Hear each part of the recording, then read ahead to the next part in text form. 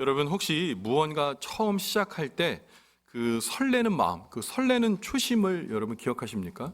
저는 어제요 그 설레는 초심을 갖고 있는 두 눈동자를 만났습니다. 다음 주에는요 결혼 예식이 두 집이 결혼 예식이 있어요. 그런데 그 예식 중에 우리 김효성 목사님이 이고은 사모님이라는 분을 만나서 다음 주에 결혼 예식이 있는데요. 이제 저한테 결혼 주례를 부탁해서 두 분을 잠깐 만나기로 했어요. 제가 왔는데요.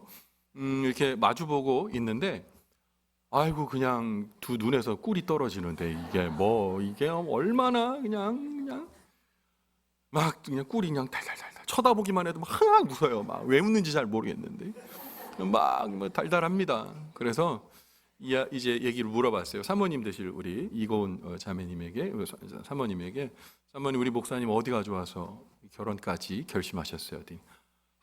주의 종이래요. 말씀 잘 전하고 예수님 닮은 그런 목사님 같아서 마음에 너무 들었대요. 그래서 우리 김효성 목사님께 물어봤습니다. 목사님은 우리 이고은 사모님 어디가 좋아서 이렇게 결심했나요? 그랬더니 웃으시면서 이러는 거예요. 예뻐서요. 어쩔 수 없나 봐. 예뻐서래요. 그러니까 사모님이 탁 치니까 아니에요. 이웃 돌보기를 참 좋아하고 하나님의 사람 같아서 결정하게 됐어요. 그래서 제가 늦었어. 예뻐서. 그런데 이제 그 얘기를 나누면서 제가 이런 얘기를 드렸어요. 이렇게 결혼을 결심하게 된 거는 설레는 마음을 갖게 하는 그 좋은 점 때문에 결혼한 거거든요. 그래서 그게 유효기간이 얼마나 될까요? 라고 물어봤더니 마치 두 분은 이런 유효기간이 없는 것 마냥 꾹 다물고 얘기를 안 하는 거예요. 그래서 제가 그랬죠. 여러분들 다 경험해 보셔서 아는 거잖아요.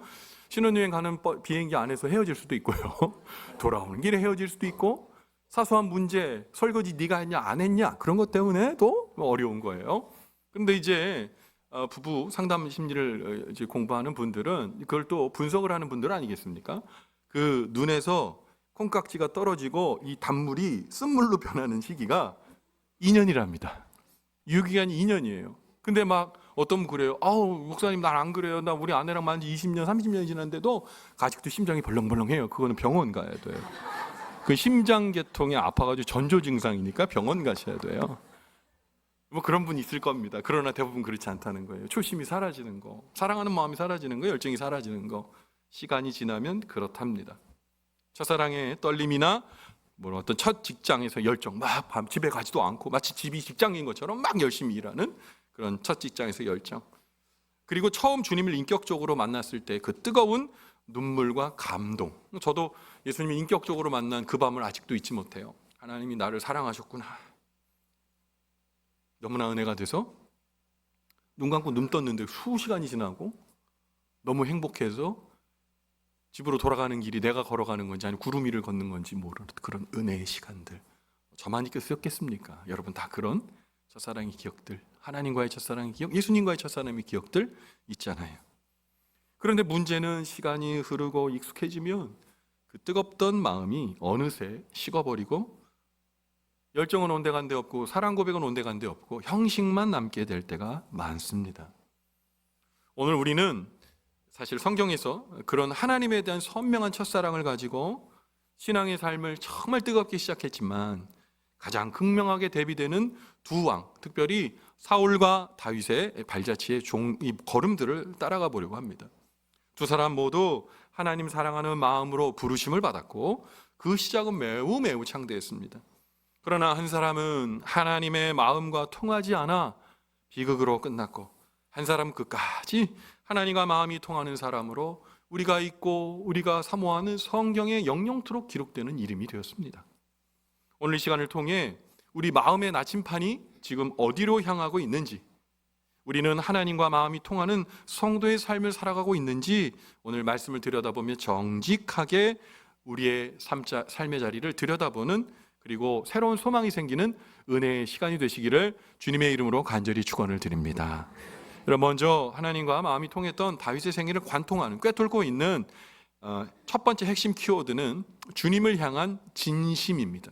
주님을 향한 진심. 하나님께서 사무엘 선지자를 통해 이새의 아들 중에 이제 사울 왕 이후에 다음 왕을 선택하실 때 이 유명하게 이 사무엘에게 들려주신 말씀이 있습니다. 바로 사무엘상 16장 7절의 말씀인데요. 함께 같이 읽어보겠습니다. 시작. 여호와께서 사무엘에게 이르시되 그의 용모와 키를 보지 말라. 내가 이미 그를 버렸노라. 내가 보는 것은 사람과 같지 아니하니 사람은 외모를 보거니와 나 여호와는 중심을 보느니라 하시더라. 아멘.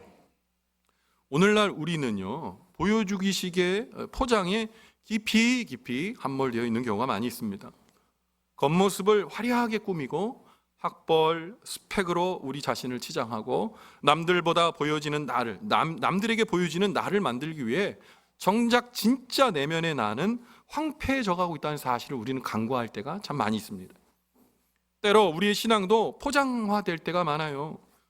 여러분, 경건한 삶과 경건한 척하는 건 좀 다르잖아요. 그런데 경건한 모습을 사람들에겐 속일 수는 있지만 하나님을 속일 수는 없습니다. 유창한 기도, 정말 뜻깊은 기도, 모든 성도들이 신금을 올리는 기도할 수 있습니다. 그러나 그것이 포장이라면 하나님은 단박에 아십니다. 직분의 옷을 우리가 입고 그리고 감싸고 있지만 그 직분을 가지고 그것이 자기의 윤리 도덕적인 증거로 삼는 것, 물어보지도 않았는데 직분을 얘기하는 사람들이 있잖아요. 자기가 윤리적으로 괜찮은 사람이라는 포장을 하려고 할 때 그런 사람들이 그렇게 얘기한다고 하더군요. 그러나 하나님을 속일 수 없습니다. 하나님 자녀로서의 삶은 바로 포장하는 것이 아니라 진심을 드리는 신앙이죠. 만약에 우리가 포장된 신앙을 한다면 그 신앙 계속해서 흘러갈 수는 있지만 아마 그 마음은 매우 공허할걸요. 기억하십시오. 하나님은 우리의 겹겹이 쌓인 포장을 단번에 벗겨내시고 우리의 중심을 꿰뚫는 분이십니다. 그런데 우리가 종종 착각하지 말아야 될 중요한 사실을 기억해야 됩니다. 하나님이 보시는 중심이란 것은 다윗이 무결점의 사람이었다는 것을 의미하지 않습니다. 다윗도 우리와 똑같이 성정이 연약한 사람이고 악한 사람이었습니다. 그는 밧세바를 연모했습니다. 육체적으로도 연모했습니다. 그래서 남편이 있는 유부녀를 자기 사람으로 만들려고 했습니다. 결국 그 남편 우리아를 비참하게 죽이겠습니다. 청부살인을 저질러요. 결국 자기의 군 지휘관 요압에게 죽일 것을 편지 보냅니다. 그것을 또 우리아가 들고 갔어요. 성지순례 가운데 랍바성, 이 우리아가 죽었던 랍바성에 한번 가봤어요. 근데 랍바성의 성로에 이렇게 올라가면서 들여다보니까 그 온 전경들이 다 눈에 올 정도로 높은 지역이에요. 밑을 내려다보니까 진짜 개미새끼 한 마리도 다 볼 수 있는 것 같은 성이었어요. 근데 그 성 위에서 그 성을 기어오르다가 죽은 우리아를 생각해 보니까 눈물이 왈칵 났어요. 아무것도 숨길 수 없는, 은폐할 수 전혀 없는 곳이에요. 근데 우리아가 요압의 명령으로 몇 명의 사람들과 함께 그 성을 기어오르라고 했습니다. 죽으러 가라는 얘기예요. 근데 충직한 우리아는 그 성벽을 기어올랐다고요. 눈으로 볼 때 우리아가 이 성벽을 오르면서 화살로 인해 고슴도치가 되었겠구나, 비참한 죽음을 맞았겠구나, 그런 생각하니까 너무너무 우리아가 측은하고 너무나 불쌍했어요. 이 모든 범죄의 핵심, 그리고 원흉이 누굽니까? 다윗입니다. 나쁜 사람을 처리한 것도 아니에요. 충직한 부하예요. 주군과 나라밖에 모르는 사람이에요. 그 우리아를, 그 아내를 취하기 위해서 죽음의 한복판으로 내몬 원흉이고요, 청부살인업자고요, 정말 용서는 안 되는 사람입니다. 하지만 다윗이 그 자기가 죄 지은 그 상황 가운데 모르고 지나가다가 나단 선지자가 엄하게 꾸짖습니다. 당신 하나님 앞에 죄 지었습니다. 1인지하 만인지상 왕에게 그렇게 선지자가 말한다면, 만일 지금의 입장으로 따지면 목사가 찾아가가지고, 저같이 무명한 목사가 찾아가가지고 대통령 앞에 그렇게 얘기했다고 생각해 보세요. 여러분, 결말은 너무 뻔하지 않습니까? 그런데 다윗은 무릎 꿇었어요. 내가 하나님 앞에 죄 지었습니다. 눈물을 막 흘려가지고 그 요가 적셔질 정도가 아니라 띄울 정도로 눈물의 바다를 이뤘습니다. 하나님 앞에 돌아서는 회개, 철저한 죄인이지만 하나님께서 이 모든 것들을 용서해 줄 것이라는 것들이 마음에 와닿지 않지만 그냥 엎드려 기도한 거예요. 회개한 거예요. 사울왕은요? 사울왕은 다윗보다는 양반입니다. 훨씬 더 죄의 경중을 따지면 그 죄가 다윗보다 그렇게 깊다고 말할 수 없어요. 사울왕 처음부터 악한 사람 아니었죠? 그는 스스로 낮출 줄도 알았고 성령의 감동을 경험했습니다. 하지만 권력의 자리에 앉자마자 그의 시선은 하나님이 아닌 사람의 박수와 권력의 단맛으로 옮겨졌습니다. 하나님보다 자신의 왕의 체면과 자리를 더 소중하게 여기게 된 거예요. 또한 그는 다윗과 달리 죄를 지은 이후에 얼마나 많은 죄를 졌어요. 그런데 그 죄에 대해 어떠한 것도 하나도 회개하지 않았습니다. 더 가관인 것은 하나님 엎드려 회개하는 게 아니라 엔돌이 신접한 여인을 찾아가 자기의 미래를 점쳤습니다. 죄를 지었을 때 사람들의 눈치를 보며 변명하기에 바빴습니다. 하나님은 그의 안중이 없었습니다. 그러나 다윗은 나단 선지자의 책망 앞에 곧바로 무릎 꿇었습니다. 하나님, 내가 하나님 앞에 죄를 범하였습니다. 그 처절한 회개가 그의 중심을 다시 하나님께로 돌려놓았죠. 그 중심이요. 여러분, 우리 하나님 앞에 뻔뻔해지면 안 돼요. 뻔뻔하게 신앙생활을 할 수 있지만 하나님은 다 아십니다. 내가 잘못된 것이 느껴진다면 바로 무릎 꿇을 줄 아셔야 돼요. 중심을 주님께 드릴 줄 아셔야 돼요. 그래야 하나님과 마음이 통하는 겁니다. 하나님께서는 완벽한 윤리 도덕가를 찾으시는 것이 아닙니다. 성품과 인품이 훌륭한 사람이 되라고 말씀하지 않으세요. 깨어진 마음을 정직하게 들고 나오는 진심 어린 죄인을 찾고 계신 겁니다. 화려한 거칠애를 걷어내고 하나님과 마주했을 때 하나님께서 야, 너는 내 마음에 참 합한 사람이구나, 내 마음과 통하는 자로구나 말씀하실 만한 정직한 중심, 오늘 이 말씀 듣는 우리 모두 안에 회복되시기를 주님의 이름으로 간절히 축원을 드립니다.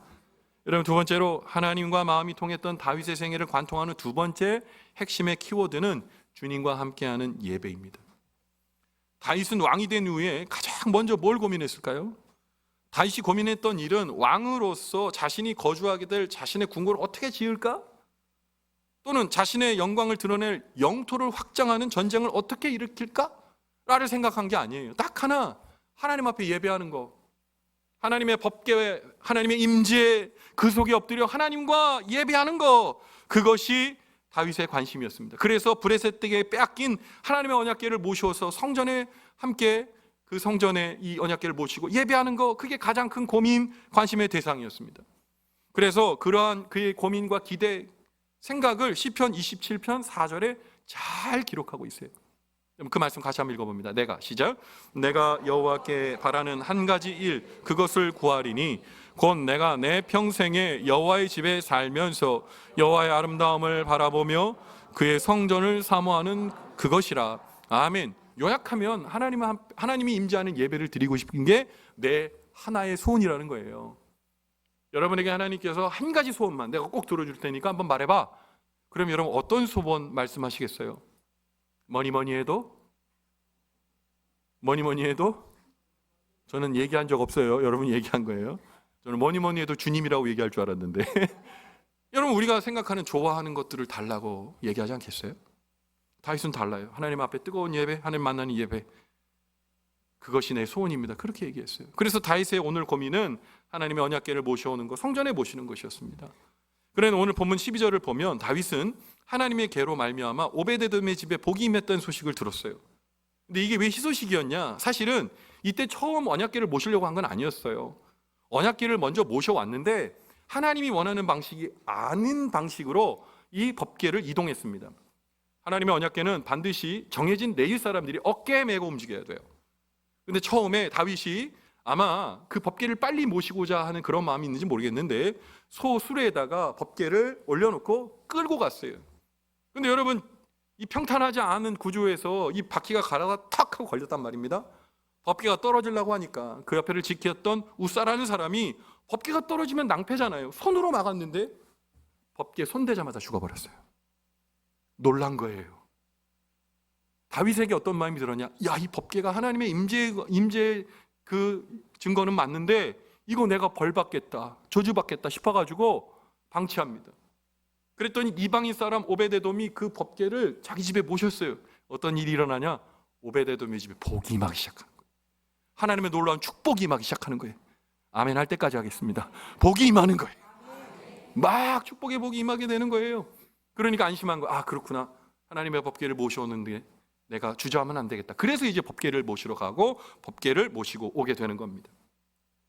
하나님이 나와 함께 한다는 그 은혜 가지고 이 법궤를 옮길 때 갑자기 그 안에 하나님이 주신 마음이, 기쁨의 마음이 싹 물밀듯 들어오는 거예요. 얼마나 행복했는지요. 여러분, 오늘 우리는 다윗의 모습을 통해서 그리스도인 된 우리의 삶의 우선순위를 들여다봐야 돼요. 여러분, 우리의 삶에서 예배가 몇 위입니까? 예배가 나의 삶에서 우선순위의 몇 위입니까? 참된 그리스도인들은 예배를 뭐요? 시간이 남아서 드리는 게 아닙니다. 자신의 생명을 걸고 드리는 게 바로 예배인 거예요.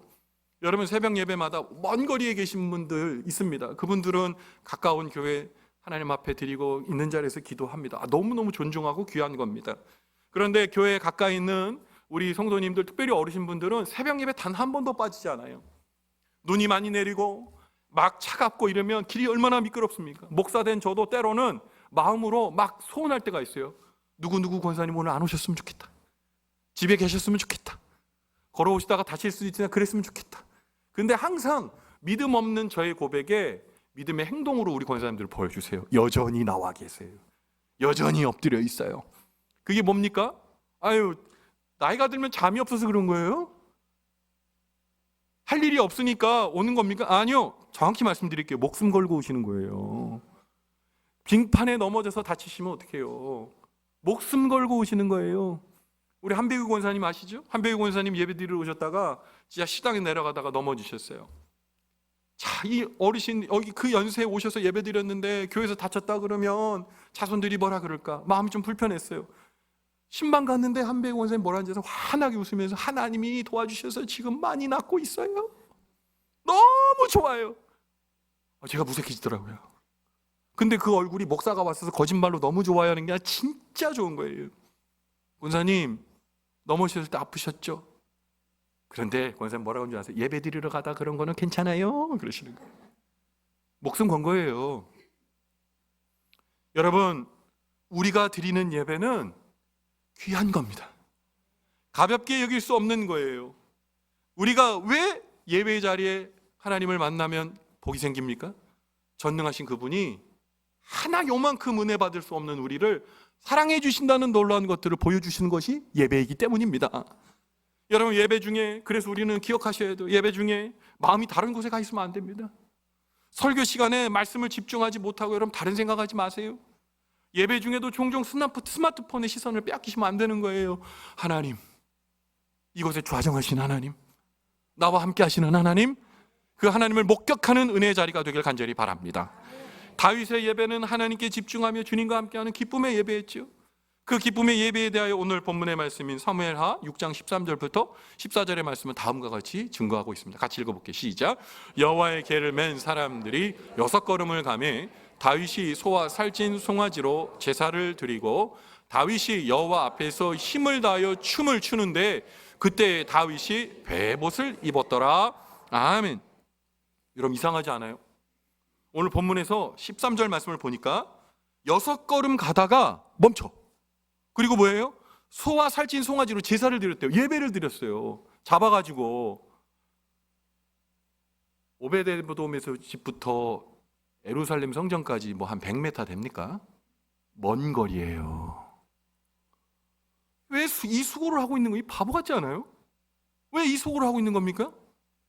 아니, 6걸음 떼고 멈춰서 예배한다? 앞으로 갈 길이 많은데 몇 번의 예배를 드리겠다는 거예요.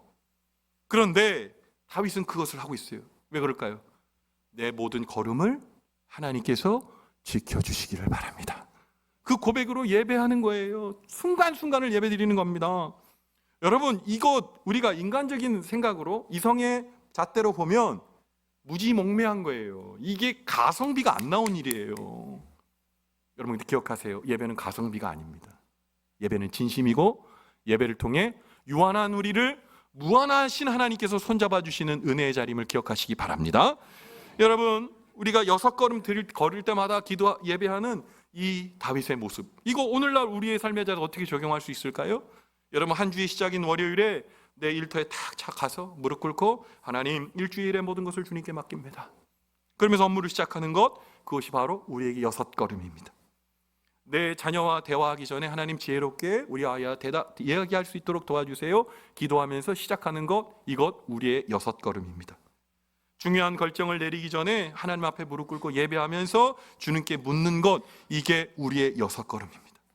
매 순간 하나님과 함께하기를 원하고 주님의 뜻이 무엇입니까? 라고 묻는 것, 이것이 우리의 6걸음입니다. 그것이 주님과의 동행입니다. 여러분 꼭 기억하세요. 목적지에 도착해서 드리는 결과의 예배가 아니라 한 걸음 한 걸음 주님의 허락 없이는 걸어갈 수 없다는 과정의 예배가 바로 우리의 예배 되기를 간절히 바랍니다. 여러분 그것이 예배의 자리인 거예요. 또 다윗은 왕의 화려한 복장, 즉 용포가 아닌 제사장이 성소에서 봉사할 때 아주 쾌적하게 또 간편하게 할 수 있도록 입게 한 배 에봇을 입고 있었습니다. 여러분 다윗이 이스라엘 왕이라는 권위를 내려놓고 하나님 앞에서 그저 나는 한 명의 예배자입니다 라고 선포한 겁니다.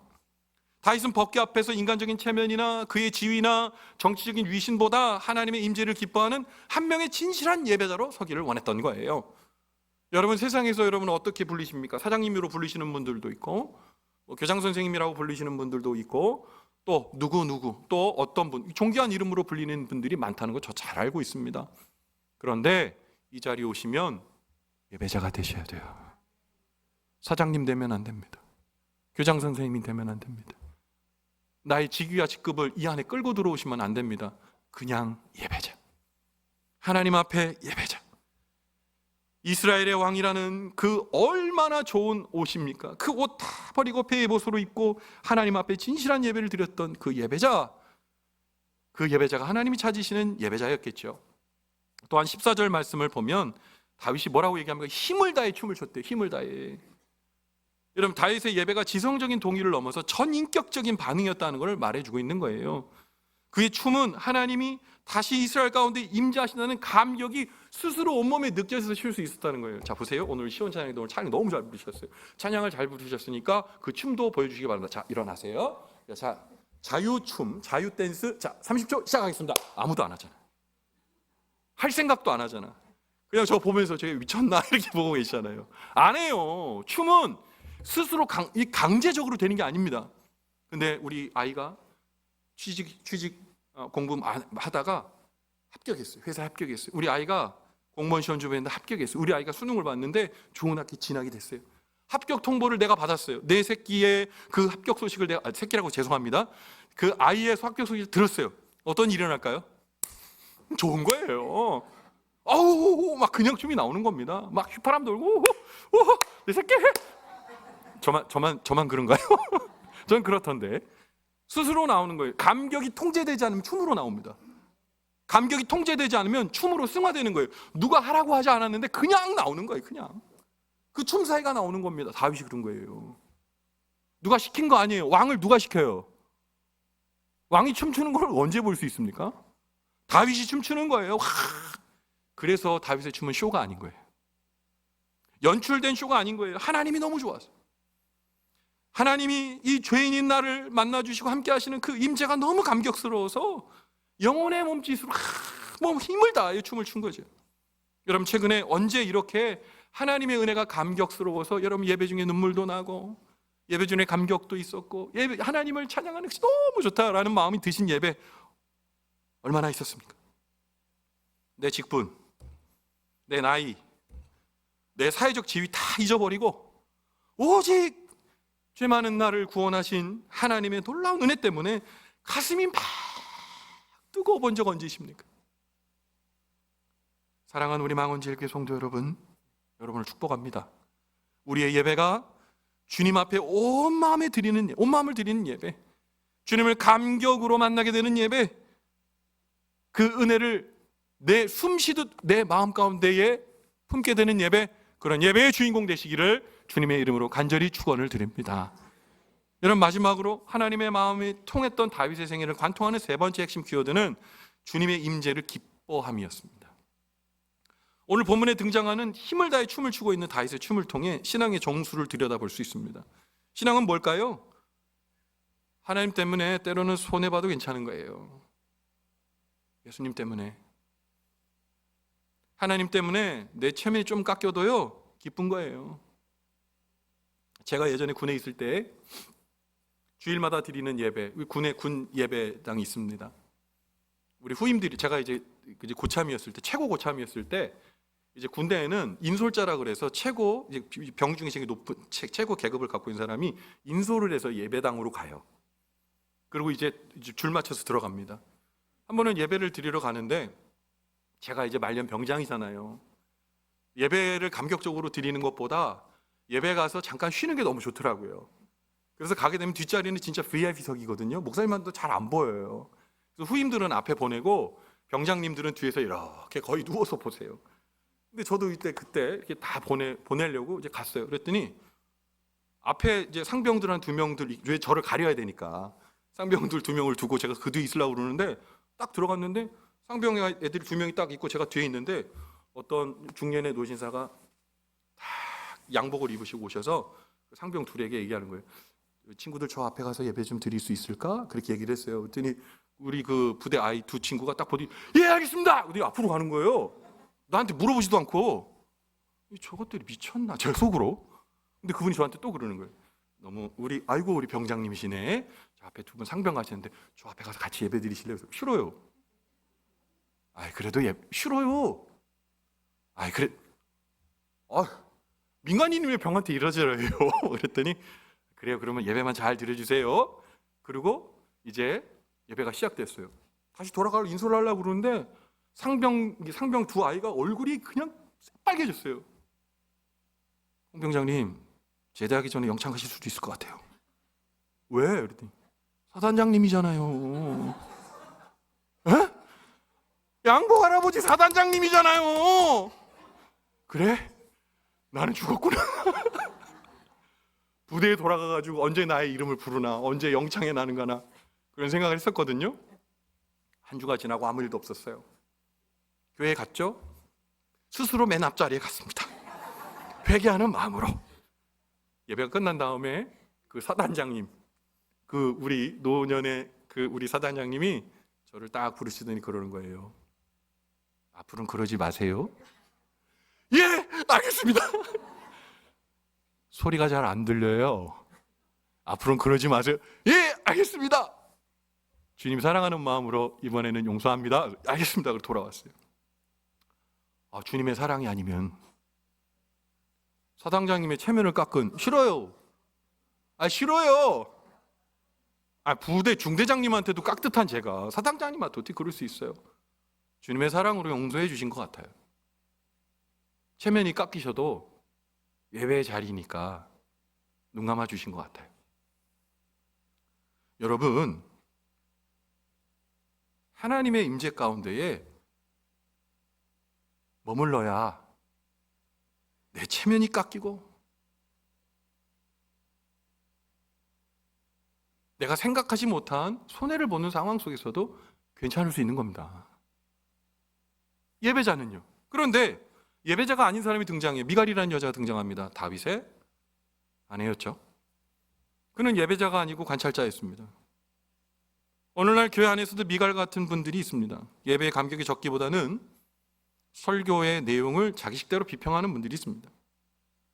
다른 성도의 예배의 모습을 관찰하시는 분들이 있어요. 저 왜 저래?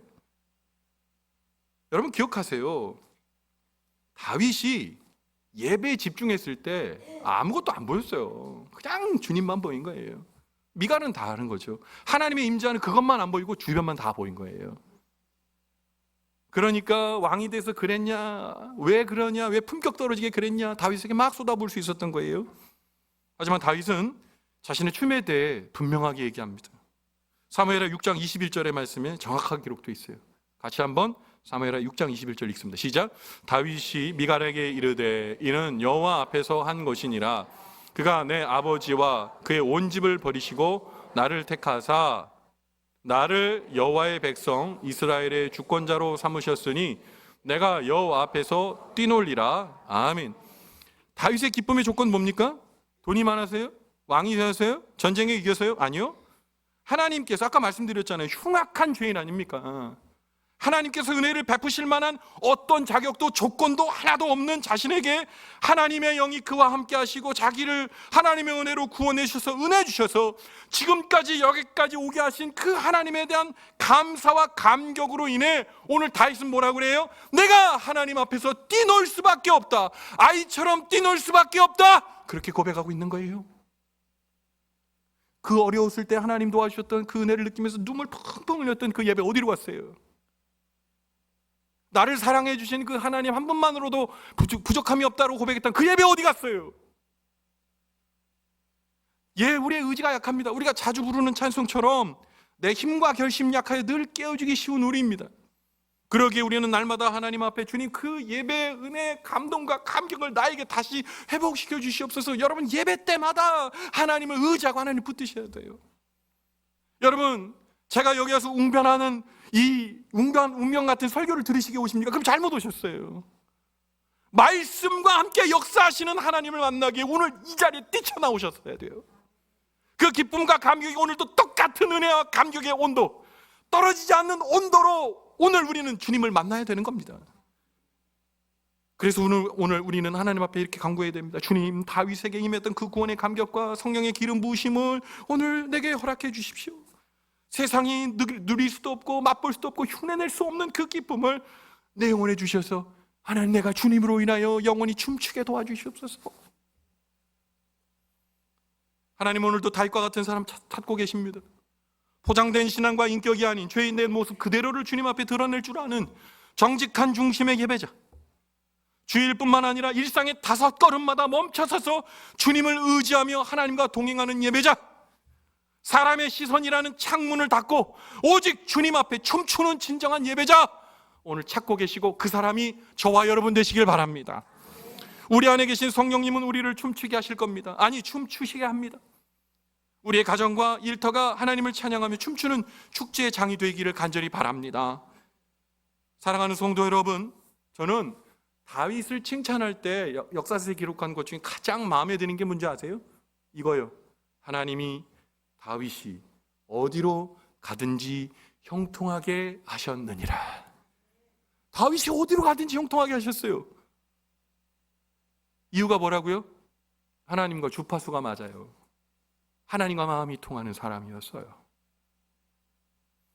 오늘 말씀을 통해 우리에게 도전을 주고 깨달음에 이르게 한 다윗과 같이 여러분, 하나님과 마음이 통하는 사람, 말씀을 볼 때 하나님의 은혜가 내게 깨달아지고, 기도를 할 때 하나님과의 교제가 나에게 뼈저리도록 느껴지고, 찬양할 때 기쁨으로 춤추게 되고, 그래서 믿음의 길 걸어갈 때 용감하게 걸어갈 수 있는 그 좋은 하나님과 마음이 통하는 용감한 사람, 복된 사람, 오늘 이 말씀 듣는 저와 여러분의 축복의 삶의 자리가, 신앙의 자리가 되기를 주님의 이름으로 간절히 축원을 드립니다.